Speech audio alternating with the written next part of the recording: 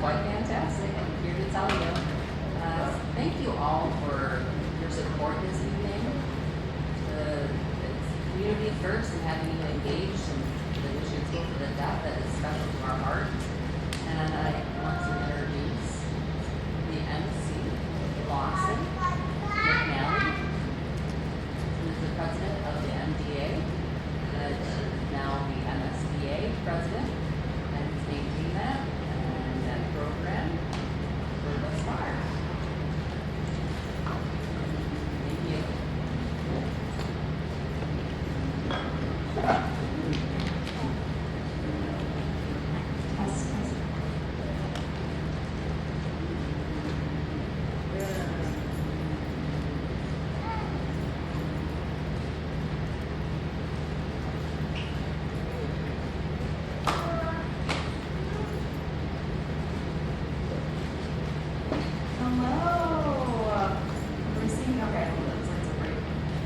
Thank you. All right, we can see everybody great. Here, the weather here is changing. Is it winter or spring outside? What are we doing? Is it spring? Kids are saying it's spring. All right, kids decided. Wonderful. I agree. I hate the cold, right? But I miss ski. The ice skiing. Ice skating. Pretty soon, if you go in the water, you'll fall through. All right. I'm not going to take up much of your time. I really want to, the kids are going to put on a great show. I'm very excited for everyone who was involved and that they can show what they can do in Helen Keller's life.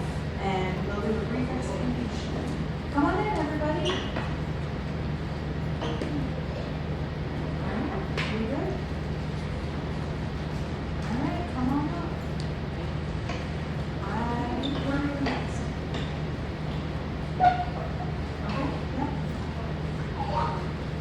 All right, we would like to introduce our head of school, Jessica Contreras.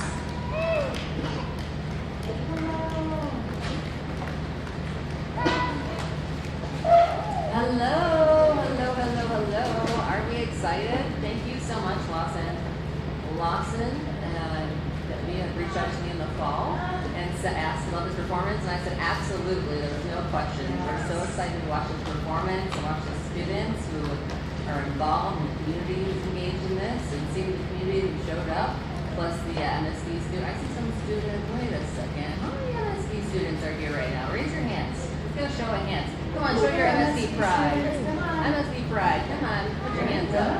And how many are grads in Michigan School for the Deaf? Oh, look at all the grads coming out. Alumni. Look at the alumni. You haven't graduated yet. You're in second grade. You're in second grade. I see your hand. You're excited to graduate. Yes, you'll be next. Don't worry. Well, thank you all for coming out tonight. We're so excited to watch the students and their hard work. I know that they put a lot of time and effort into this. I know the directors also put a lot of energy into this, so I hope you all enjoyed the performance. Thank you. Good start. All right, everybody ready? Oh, my wife keeping me on track here. I would like to introduce the MDBA, the Michigan Deafblind Advocacy. Debbie will come back up.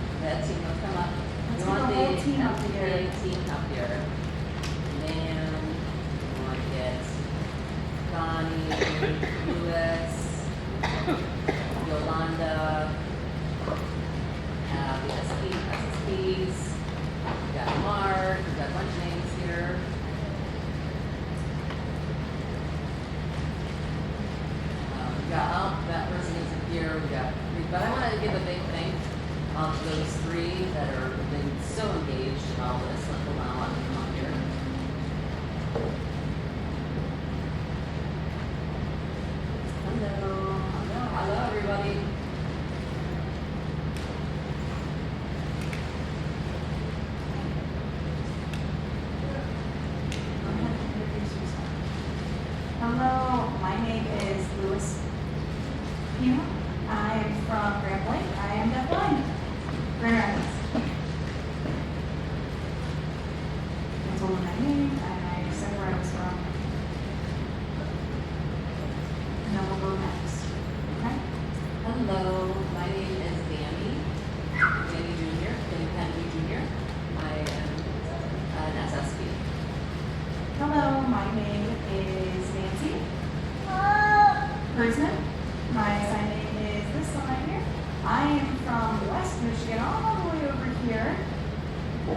to support everyone today.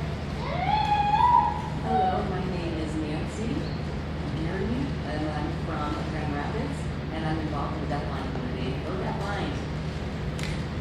Hello, my name is Bonnie Carlin. I am from Byron County. It's pretty close to Grand Rapids. I have ushers in here. Do you want to introduce yourself? My name is Katie. It's my sign name, K in the chest here. I'm SSB. And we have some of them from Grand Rapids. They teach, and we are very proud of them, especially Lewis coming here. Why? Because Grand Rapids DHH board, he is involved as a deafblind. It's great to see a deafblind person involved in that. Are we good?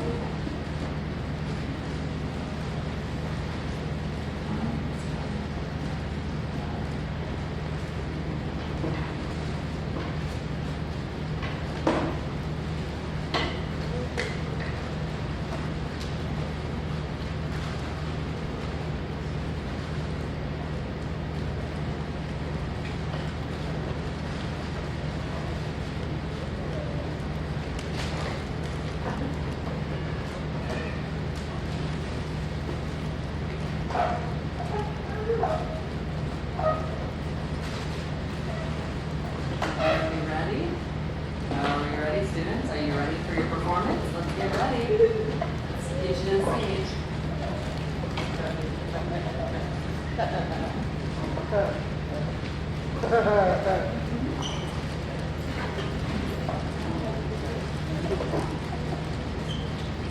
For those who are involved in MDDA, you may watch this and So it's a good representation of deafblind individuals because some people might not realize that deafblind people actually exist. We're here and we're still connected into society. There's a bond between the deaf community, the blind community, and the deafblind community, and seeing that there is that community together and we're able to share that. So thank you. We're ready to get started. Interpreters, are you okay? Was that too fast for you, interpreters?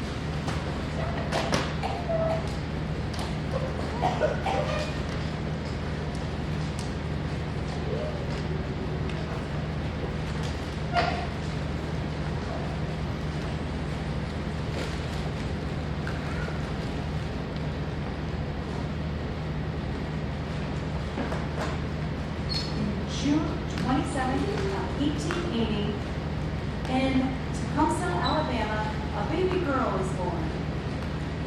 Her parents are Arthur and Catherine Keller. They named their baby Helen. Helen Keller. Oh my goodness, what a beautiful baby. This is a gorgeous baby. Are you happy? Oh, very happy.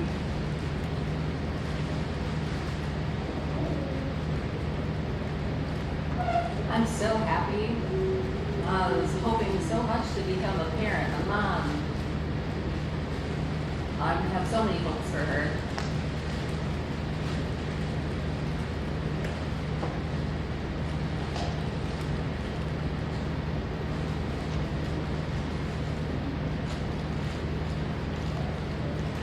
Helen has two older stepbrothers. Eventually, she's going to have a younger sister and a brother. At 6 months old, Helen begins to talk. And at 1 year old, she begins to walk.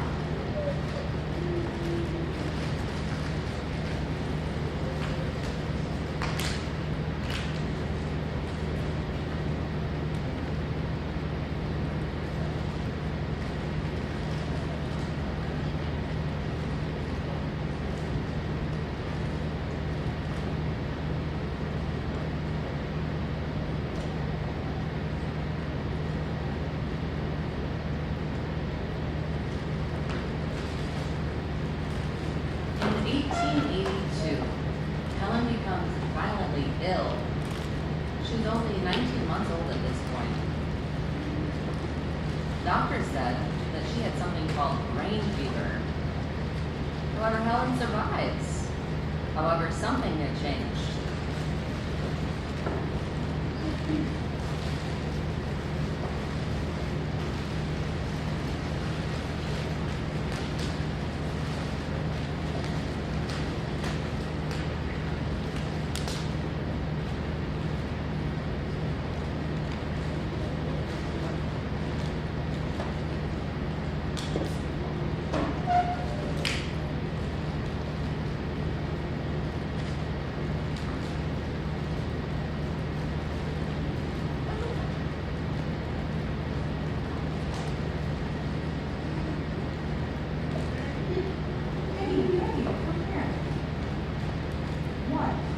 Hello, Helen, can you hear me? Helen, Helen, can you see me?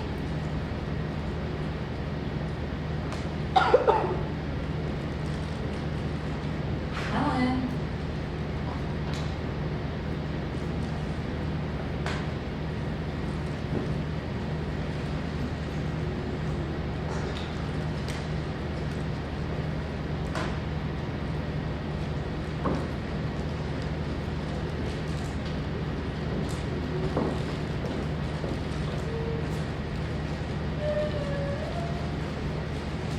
They decide to call the doctor.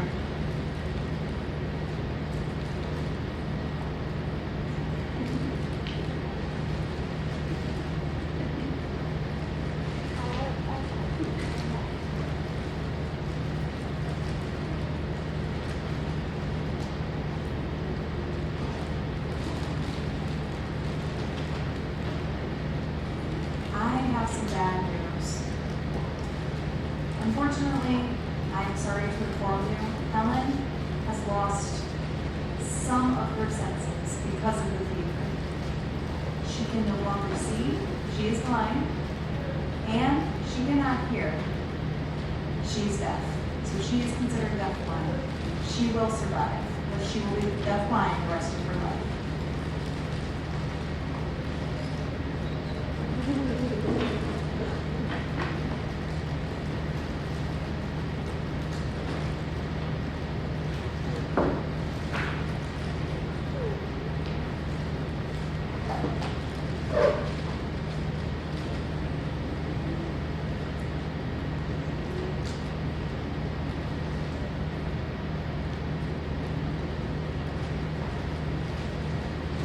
When Helen becomes 7 years old,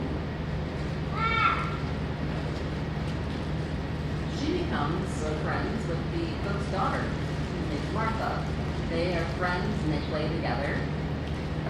And then eventually they have to find new avenues on how to be creative to be able to play together and communicate. But Helen still felt limited. She still felt like there were barriers in her way.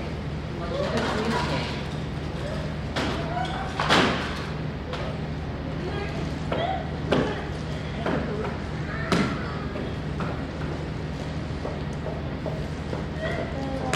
Get the paper in there. Throw that in the fire.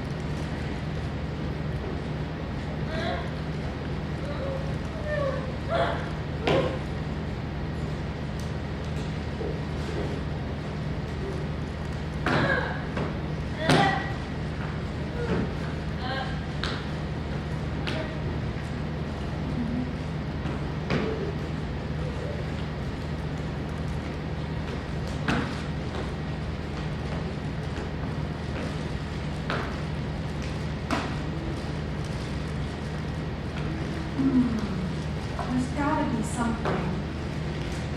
What to do, what to do.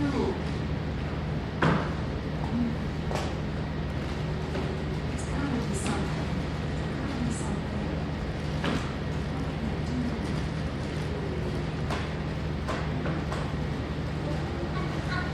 I've heard of a man called Alexander Graham Bell. I wonder.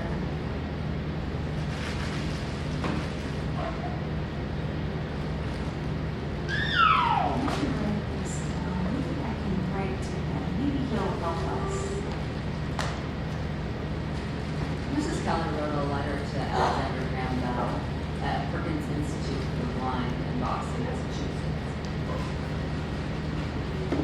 And was able to actually meet with them. Through Alexander Graham Bell, they were introduced to a teacher whose name is Anne Sullivan. Anne also had bad eyesight, severely bad eyesight. So while they were there, they were able to meet some deafblind students at the school.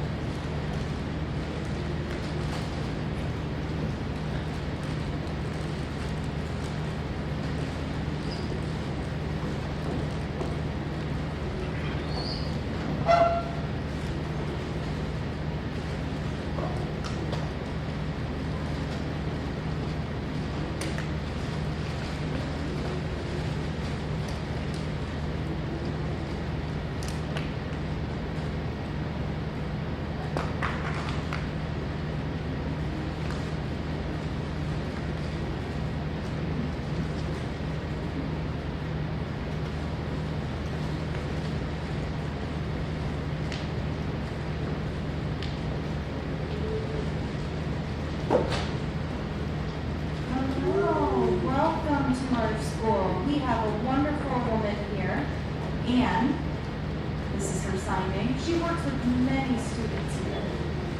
Well, hello. I'm so happy to meet you all. I would love for you to meet my students. Hello. I'm here for a new braille.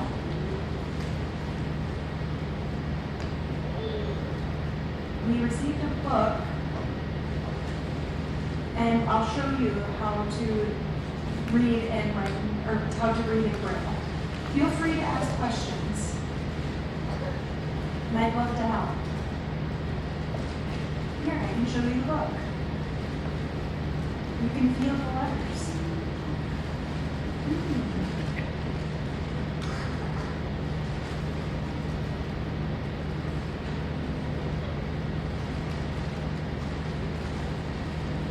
The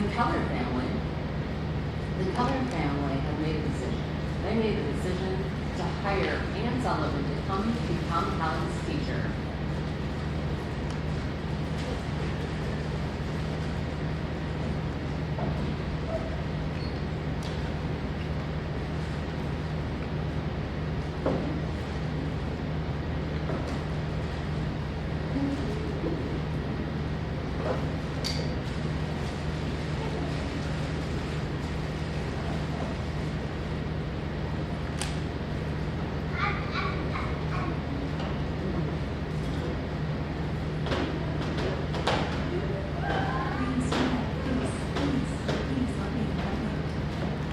Once things settled down on the feet at the Keller's home, Ann started working with Helen. It wasn't an easy start because the parents would repeatedly interrupt and try to take care of things. And the parents would repeatedly tell them to leave them alone so that way she could focus on trying to teach Helen.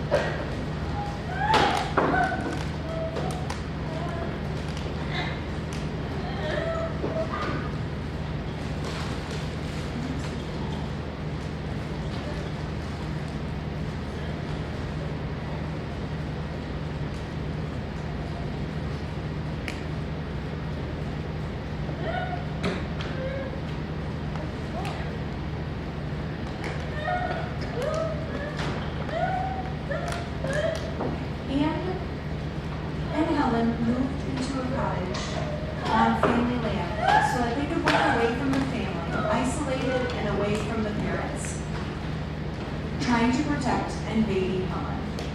Anne did this so that they could better focus on her own language.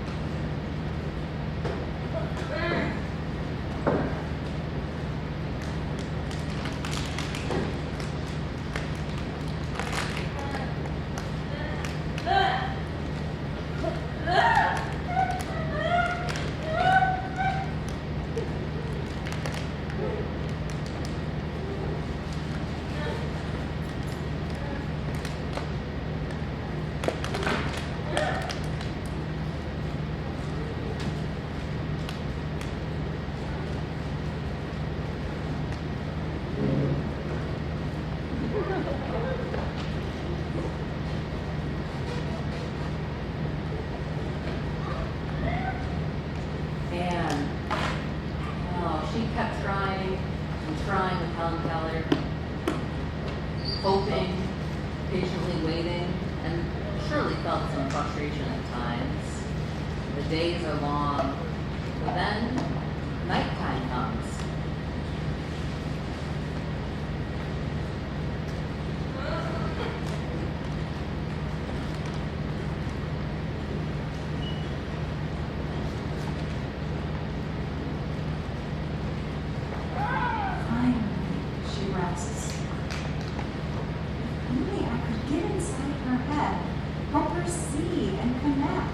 She really is a smart girl. I must keep trying.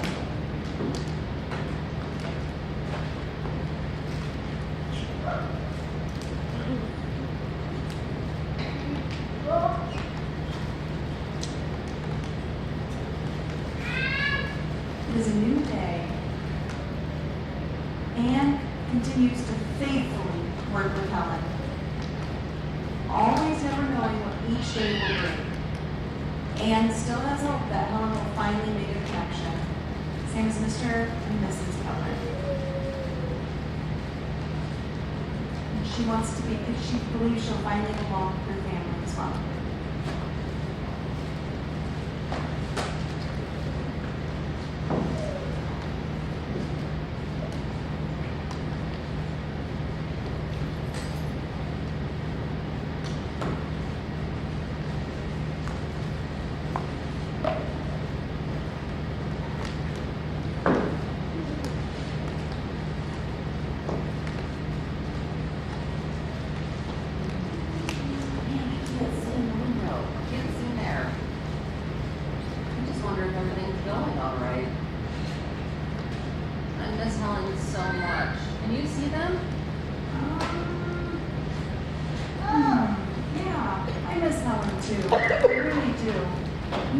patience. Just keep hope. Helen will come home soon. Just keep hope. She'll come home soon. Ann knows what she's doing. I can see that they're still working on, what's that thing they do with their hands? Oh my goodness, you silly man. That's communication. They're finger spelling in the hand. That's called American Sign Language. Oh, that's right, dear. Yes, of course. Come with me. Let's go.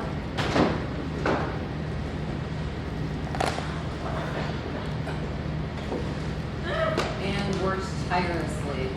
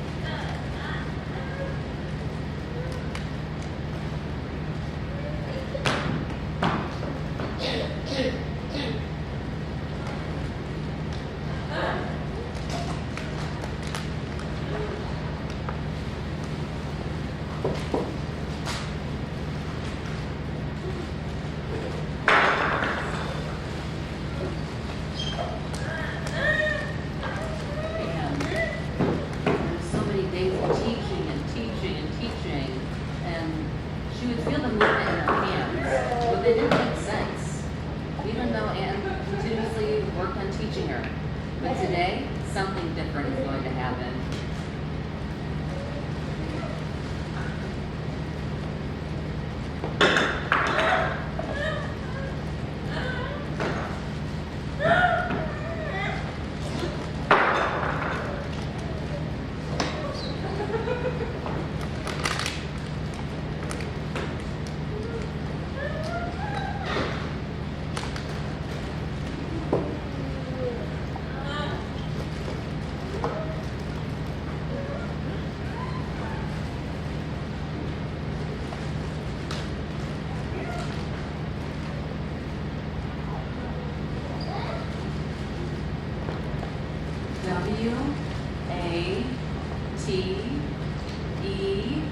W-A-T-E-R.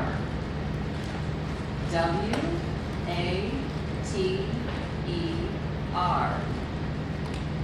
W-A-T-E-R.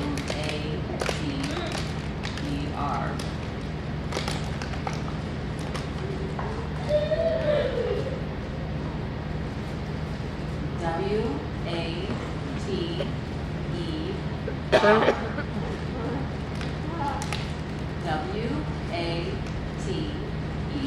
W-A-T-E-R.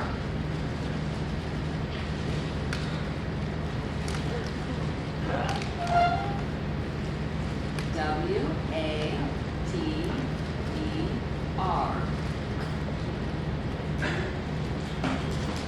W-A-T-E-R. G-R-O-U-N-D.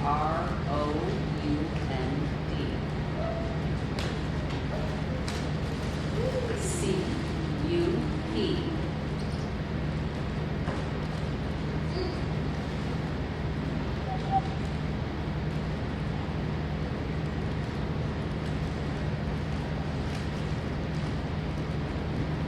Tree.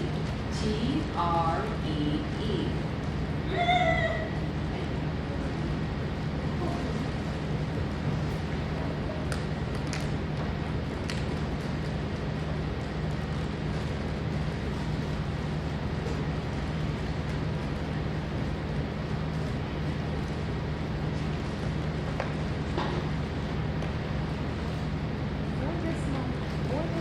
Before this moment, Helen lived in darkness and silence. But now, she has discovered something powerful. What is that? That is language. and words, meaning, connection.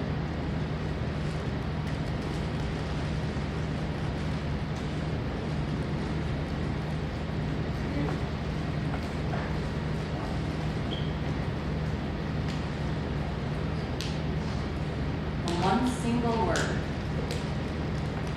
Helen's world is about to be opened, and she would never stop learning for the rest of her life.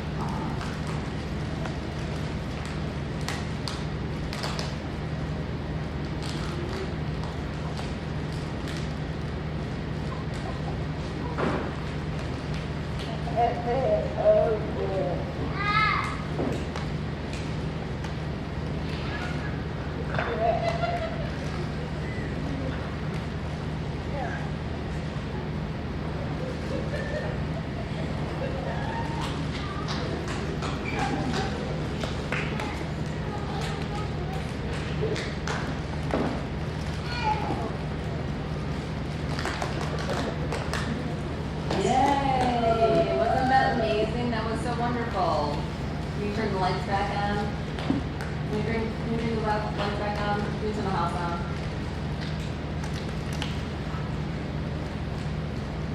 Alright, we got the lights. The kids are going to come out. Let's make sure we applaud that to them for their amazing performance. Alright, make sure we applaud them. About to come out.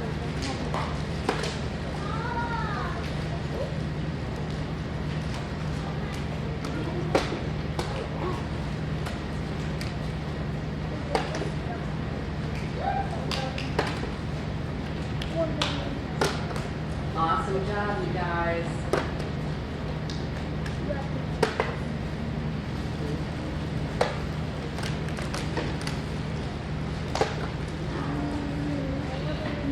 Keep going, keep going. Everyone's clapping for you. Keep going.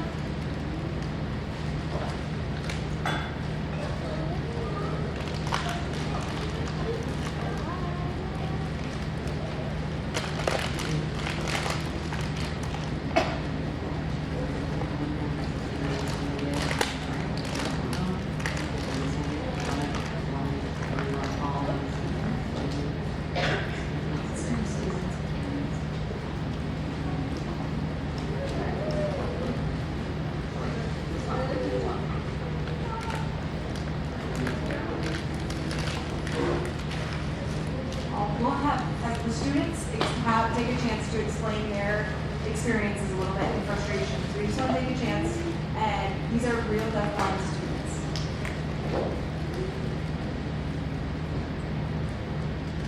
Hello. My name is Charlotte. My sign name is right here. Sign. I'm deafblind. I'm deafblind. I was born blind. I was born blind, and I had CP. And I needed help with walking. And then I started getting better, and I don't have to use my walker anymore or wheelchair. I started getting better. I made improvements on my balance. I have my balance now, and then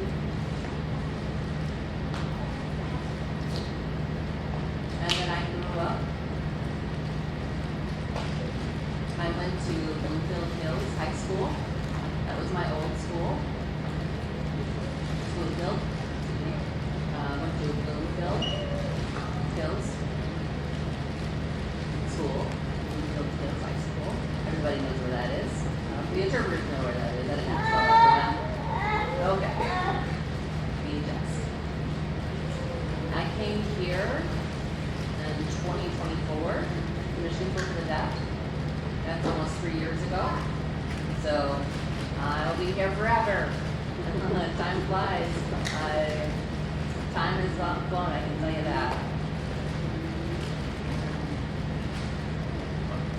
So in 2024, I got here, and it was quite the experience.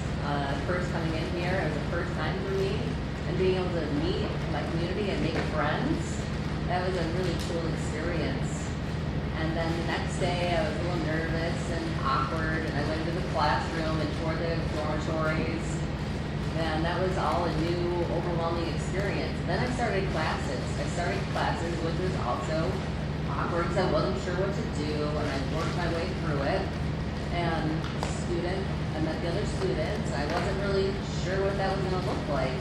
And then I got used to it. I got used to being here, and now things are a lot better for me, and I've improved, and things have improved. I know where to go. I know what places to go in the school. It's big, but I know how to navigate the building.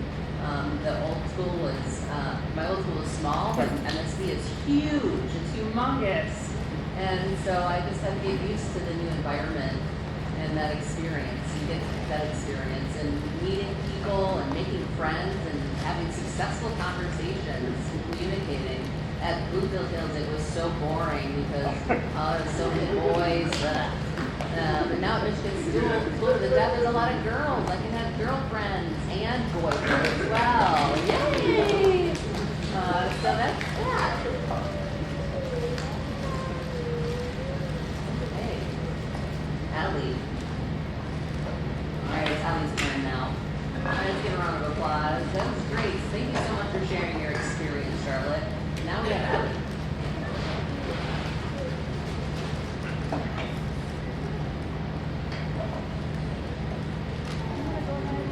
Explain your experience here at MSD.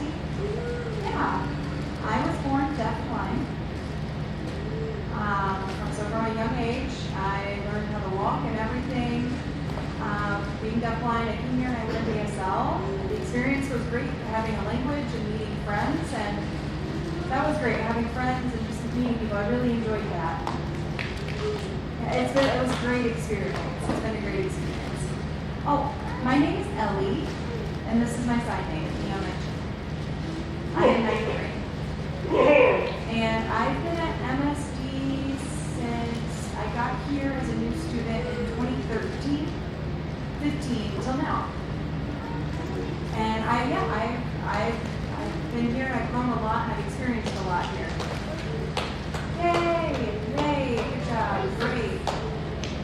And then next is Damien.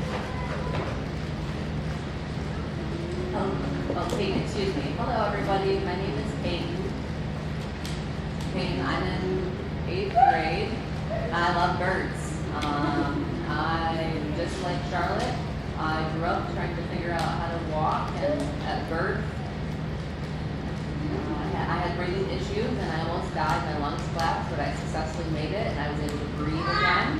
And then I had to use a walker as a little child, and finally got rid of that. And took off my harness. I didn't want that anymore. I got stronger and grew up, and then we were able to take my trach out in the fall, which is amazing. I got that thing off and got rid of it, and I've done so much better. And I take my homework, and I do my homework. There's a lot of things I've gotten better at. Signing is one of those things.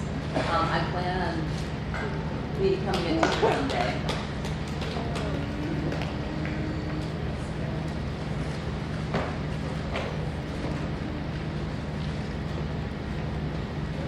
And now,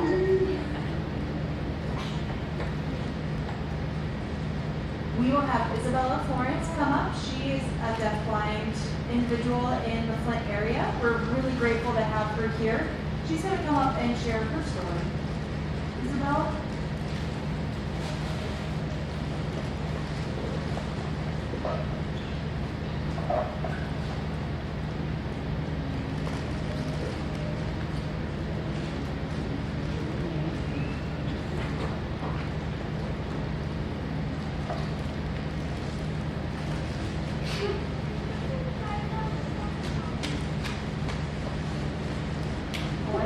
I have had a long life. This is not going to be short. Okay, hello everyone. I was born deafblind, but back in my time, it's different than what these kids have told you. I was born, my mother knew something was off. As an infant, she could tell. There was just something, She could just tell, just by looking at me, something was not normal. So I went to the doctor, and yeah, they diagnosed me as deafblind. But my mother had rubella, and my family has a genetic history of Usher syndrome. So, we just knew. My mother tried to teach me specifically how to feel with my feet, walking and being aware of that, feeling the grass underneath my feet, feeling hard cement underneath my feet, learning where I can move and where I can't. I don't move there. But, when it was time for school, what to do? My siblings all went and were able to walk pretty close to the local school. I was not fortunate for that. My cousin would come to our house, but came here to MSD. My parents said no, because we were in the Detroit area. So I went to class. I was not able to go to different classes. I went to one class and stayed in that one class in a contained room the whole time for 4 years. Then I moved to the next one for 4 years, to the next one for 4 years, and so on. I never went to other classes. One time, if I've got several funny stories for you, but one time, for deafblind, they think we don't know games and things like that, but one time a teacher told me, go to the gym class. I said, okay. So I went to the class. There were a lot of kids running all over the place. I could feel them bumping into me, and okay. I was like, oh, I can feel the music bumping. I can feel it on the floor. Okay. So I started dancing. I like music. Started moving a little. A boy came up and grabbed and moved my arm. I said, oh, I know this game. Like tug of war, that's kind of what I was thinking. But so he pulled me and I pulled him back, and so we started pulling each other back and forth. I pulled him down and he started crying. Teacher came, gave me a whooping, bad, go back to class. I was terrified. I had no idea. My teacher eventually told me, hey, that was a dance class, and you had to do square dancing. The boy was trying to help you learn how to square dance by guiding you. Oh, no. But no one explained to me beforehand. I didn't know that was a mistake. I could tell you so many stories growing up like that, but I'll stop there. I just wanted to let everyone know that we do have a group called DBAC, the Deaf Blind Adventure Club.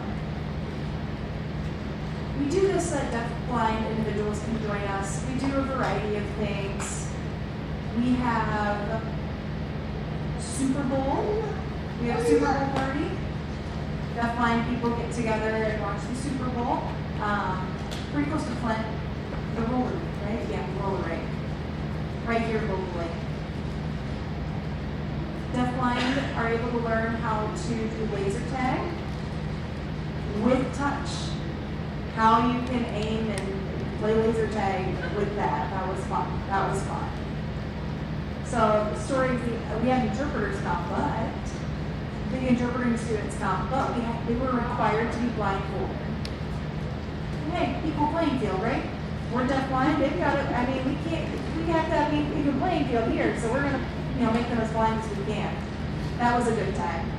But it also taught the students how to play blindfolded. And, basketball, we play basketball. What other games? What other games do you have? Hockey, football, baseball, I mean, you name it. We have the Olympics, done that.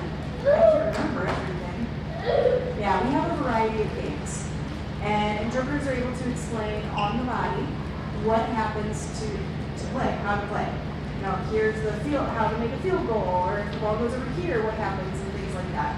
So we explain it on the body, which is a great experience for them. Other thing I want to let everyone know, there's a company called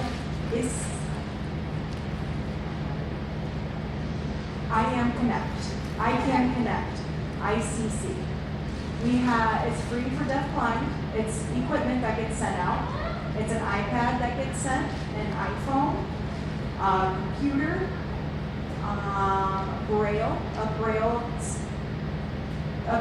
there's Braille available, video phone for people to be able to call. How do you know if you can't see sign is a good question. Well, we have a Braille tab right there, and you can read what they're signing. So, better equipment, advancements in technology. I have paper and flyers to pass out to everybody if you'd like. Yep. We good? Yep. Awesome. Thank you all. Love you.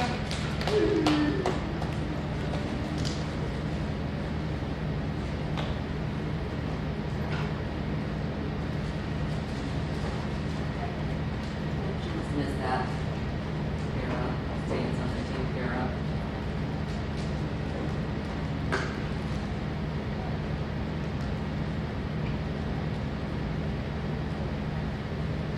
Oh, there's so many different activities within the deaf line. They're very supportive.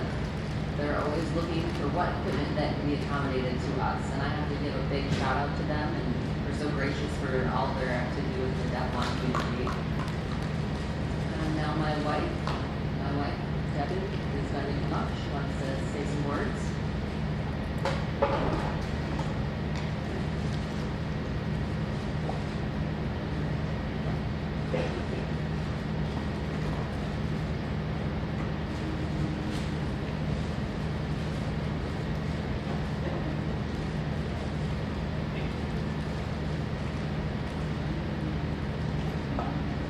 All right, now I want to share with you all my personal experience. It's quite unique. I was clueless until I was 22 years old. And then I had surgery on my gallbladder. After 11 months, I had a baby boy, had surgery. And then I was going to the optometrist. And I said, Lawson, the doctor wants to kiss me. Something's going on here. He kept putting this thing in my face, and so close to my face. I was sitting there grinning bear, and I was like, can you make him stop? And then we got a special doctor coming in tomorrow. They told my mother, and I said, what do you mean tomorrow is a special doctor coming in? So the doctor came, checked my eyes, and said, oh, got it. I'm so lucky that my great aunt was visiting at that time on my father's side. They were from Detroit. And she was learning sign language, and she was shocked that there was 500 deaf people in the wedding. There was only 100 hearing people, and she learned sign language after that, which was very nice of her. And so she said, the doctor said, does your family have 6 fingers or toes? I said, no. My family? I'm not sure about generations before me. I asked my great aunt. She said, no. And he said, all right, you need to see me in 6 weeks when you recover. And I said, what? Why do I, some doctor, what am I going to do that for? So I drove over there, got the interpreter was doing their thing, signing, the day-to-day thing, get your annual exam, da-da-da-da-da. And they said, see me next week. What? Why do I have to see you next week? I was like, all right, you gotta have an interpreter. I was like, yeah, okay, got you. So I told my husband, Lawson, I said, hey, listen, what is going on? So we went back, and there was a different contraption they were using, and I was, what am I supposed to do? And there was spots, dots everywhere. Well, I didn't think much of it. I sat down, and the doctor came over, walked over, and said, ma'am, do you drive at night? And I said, well, yes, I drive at night. Have you been in any accidents? No accident-free here. He was aghast. He said, that is a miracle. Excuse me, a miracle? And then he sat down. I was like, why is this a miracle that I can drive at night? And he said, you have night blindness.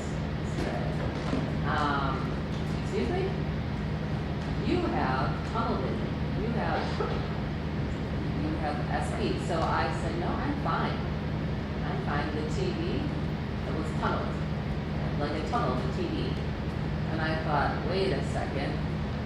And then I just thought to myself, And I said, okay, I'm going to stay positive here. I've been pretty active and I've been engaged in the community. I have a child. And I said, okay. So he said, just hang on. And I was clueless. I had no clue about deaf blindness. I thought, what? And he said, by the time you're 35, you will become blind. Well, he said, or by the time you're 70, but stay positive, stay positive. So I stayed positive. I was confused, clearly. I got home. My parents and my grandparents and Lawson, we all sat down for dinner on the table. I said, I let them know, I said, I'm blind. My mother went, what the heck are you talking about? I said, I'm blind. My parents looked at me, my grandparents looked at me and said, what are you talking about? Well, apparently I have night blindness. And I said that at 35, I would go blind. And they said, no way. What? I asked if it was genetic in the family, or if we had 6 fingers or toes in the family. And we thought to ourselves, okay.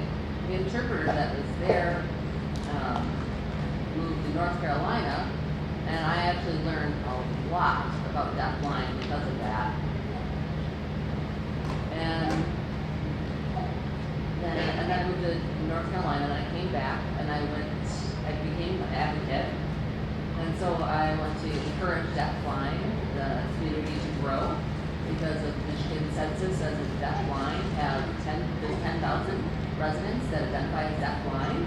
We need to get together because where are they?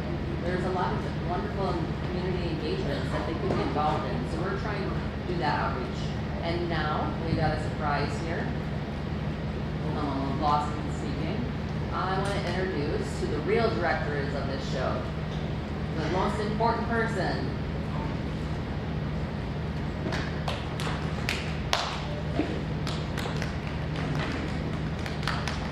They did a wonderful job, didn't they?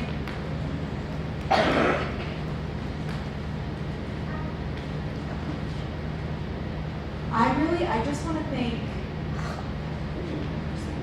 really want to thank Benjamin for helping and for letting us, or getting us set up last minute. Thank you so much. Of course. My name is Kristen. I'm the director for Signing Hands and for the drama here. I was really grateful to be involved and I really appreciate the opportunity. I'm so sorry I'm signing like this. It's hard to do both at once. I'm so sorry. Okay, but I appreciate your help, of course. This was wonderful, and I really appreciate the team of volunteers. I cannot forget the volunteers. Where's everybody? All the kids that volunteered, hands up for them. They did a great job. They really, really did. I also want to thank Jessica and everyone here. All of you here. This was wonderful. Thank you so much. I want to thank everybody for being involved, and for Lindsay for her support with us and encouragement for me. Thank you so much. I will not forget it. I did not forget to recognize you. So I really appreciate this. This has been a really great learning experience for all of us. Yes, thank you very much. I think this was very rich performance, because one of the students, Sophie, she was Martha's, the cook's daughter, and she sat with Helen and worked together and played together, and that she wasn't aware, she didn't know. And then they had that patience and explained and said, you know what, kids can play, they touch and work on that language piece of it. So it was a good experience for Sophie to learn what the deafblind community looks like. So we're cracking open the deafblind world to our students as well by this performance. So I think it was great exposure for the kids and the community. Yes.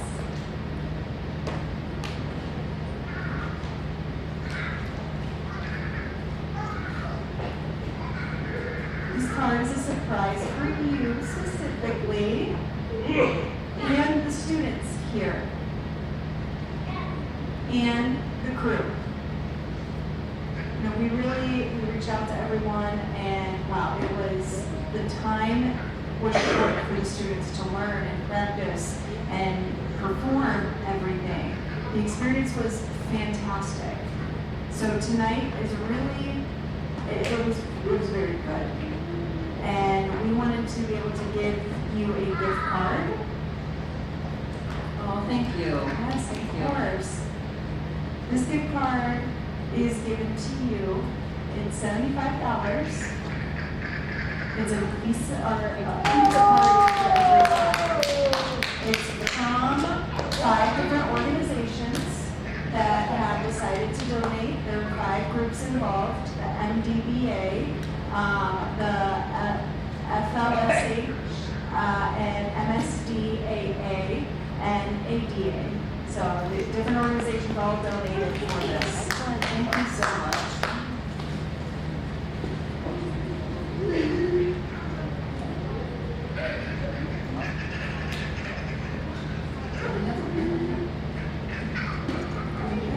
I'm going to make another announcement.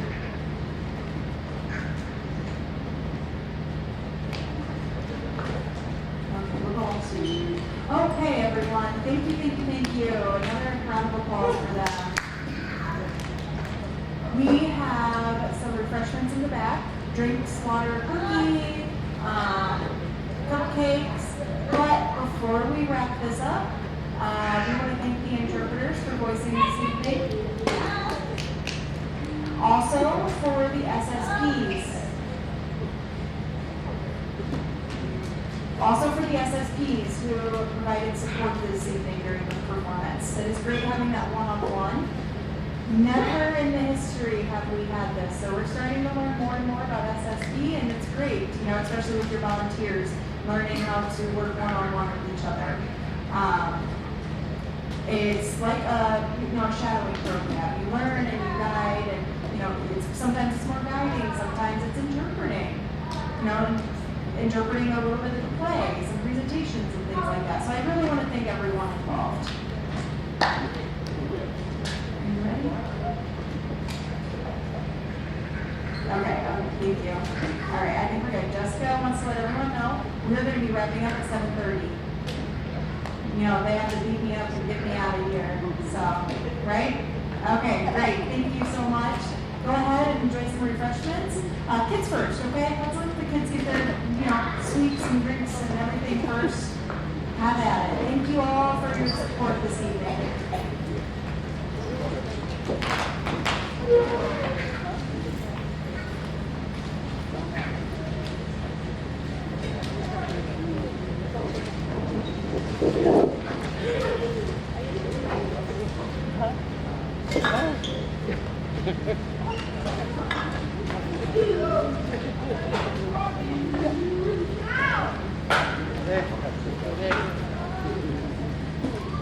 Right.